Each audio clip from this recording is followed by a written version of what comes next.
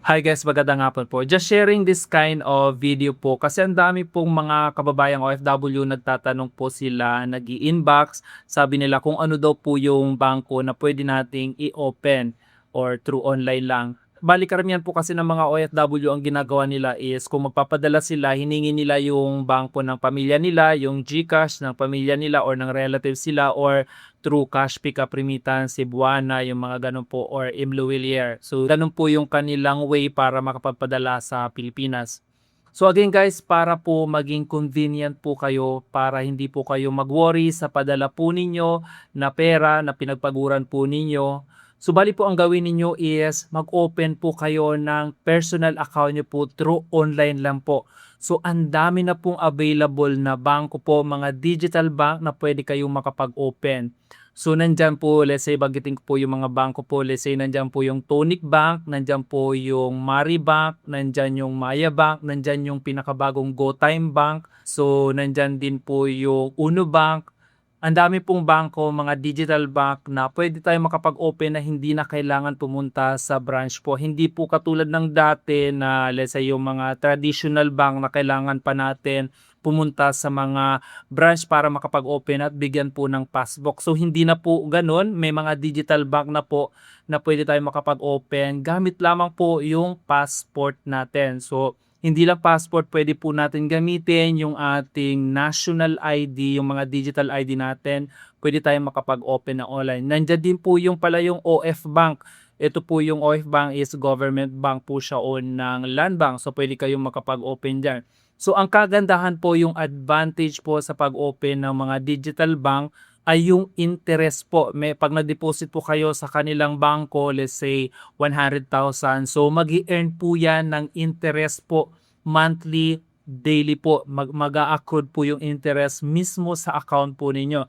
Let's say sa Maya Bank, daily po yung interest na ina-accrue nila na pupunta po yun sa account po ninyo. So imagine po, let's say may deposit po kayo na 100,000.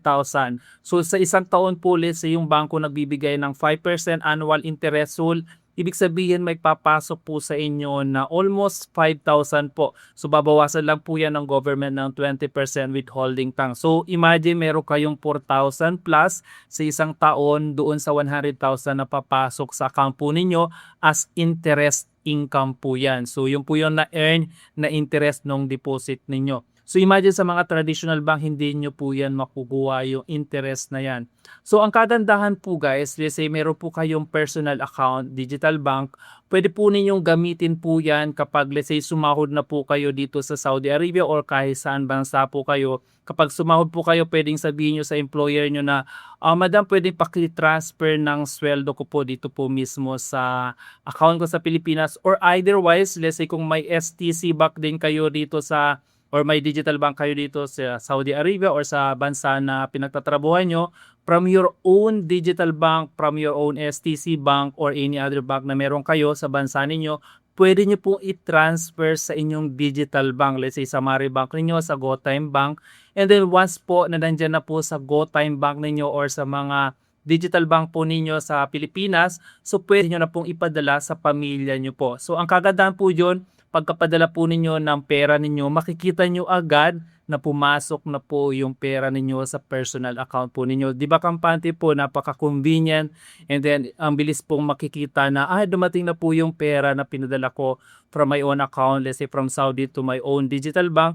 So di ba makikita natin napaka-kampante and then right after pwede na natin padala sa pamilya natin, sa mga anak natin, sa relatives natin. So, nakikita nyo po yung pera ninyo. And then, another advantage po dyan is, may encourage po kayo mag-deposits. Alam nyo po yung mga digital bank, pwede po kayo dyan mag-open ng mga savings goal, mga time deposit. Pwede nyo pong i-transfer yung natitira nyo pong pera sa time deposit po. Kasi po mas malaki po yung earn na interest kapag nakalagay po siya sa time deposit. So let's say sa Maya Bank, meron po dyan savings goal. Sa GoTime Bank, meron po dyan mga savings deposit or time deposit na pwede nyo pong ilagay siya. Meron nga din po sa GoTime Bank na dollar account. Pwede kayong mag-exchange ng peso to dollar. So pwede po kayo mag-save ng dollar. I-earn pa rin po siya ng interest. So and guys, ang daming ways po as an OFW po, wag po tayong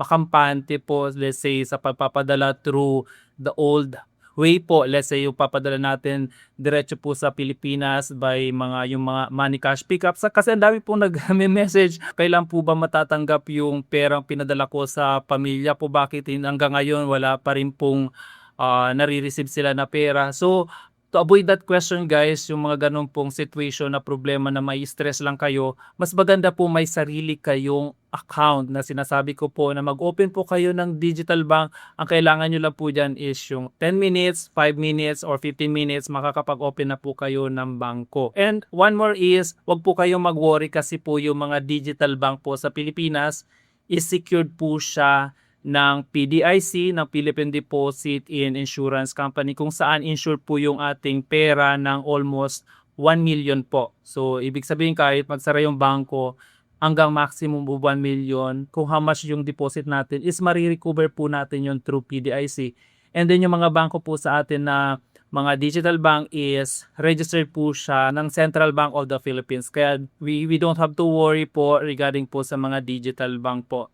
So, ayan guys, I hope this video po nakapagbigay ng information. Medyo mahaba na yung video, sana panoorin nyo kasi ang daming pong nag-i-inbox, yung daming nagko-comment na bakit ganito, bakit ganyan, bakit hindi dumadating yung perang padala ko, paano mag-open ba ng sariling account, ano ba yung dapat gawin, anong bangko po yung pwede nating i-open. So, ang dami po guys na nabanggit na mga online banking. So, pwede po kayong mag-open through online lang. Gamit nyo lang po yung mobile nyo po. Hawakan nyo lang yung mobile nyo. Makakapag-open na kayo ng bangko nyo. Personal bank po yan. So, iwasan nyo muna po yung mga TikTok or don't devote your time more on social media. Try to give time po para makapag-open din kayo ng online. And then, another thing is, mag-save din po kayo sa inyong bangko. So, yun lang guys. Maraming salamat po and I hope it helps po. Maraming salamat and please follow for more.